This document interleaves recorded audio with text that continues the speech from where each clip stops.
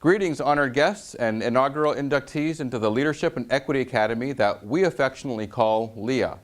I send this message from historic Baltimore and wish was with you in person to share in the celebration of this momentous occasion. I'm thrilled about the launch of LEA, which will be the first of many social justice initiatives by Bakersfield College. The purpose of the Leadership and Equity Academy is to engage select members of BC's faculty and staff to explore pressing issues of social justice, as well as to understand the underlying historical and current social forces that have contributed to the injustice and inequity we experience today. But it's not enough to know these issues, we must respond. Many figures throughout history have been credited with the following quote that continues to hold relevance for us today. If not us, then who?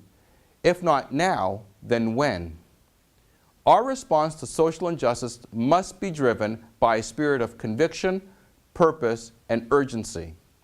The Leadership and Equity academicians will confront and address these issues as we move away from a culture of comfort and toward a culture of concern. As we move away from saying, it's not my problem, but rather to ask, how can I be a part of the solution? I once heard that vision is seeing what could be, fueled by the passion of what it should be. Let's join forces to share a vision of what social justice could be, fueled by our passion and conviction of what it should be. Congratulations to our inaugural Leadership and Equity academicians. You will blaze the trail and make low the paths for future cohorts. I'd like to share one final thought.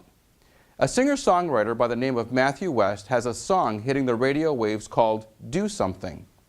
I've taken the liberty of gathering snippets of those lyrics since its message is very pertinent to the reason we are here today, and I promise not to sing the song. It goes something like this. I woke up this morning and saw a world full of trouble now. I thought, how'd we ever get so far down? How's it ever going to turn around? Well, I just couldn't bear the thought of people living in poverty, children sold into slavery. The thought disgusted me.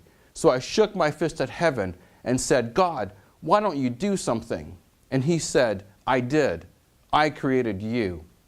It's not enough to do nothing. It's time for us to do something. I want to be the one who stands up and says, I'm going to do something. We are the salt of the earth. We are a city on a hill, but we're never going to change the world by standing still.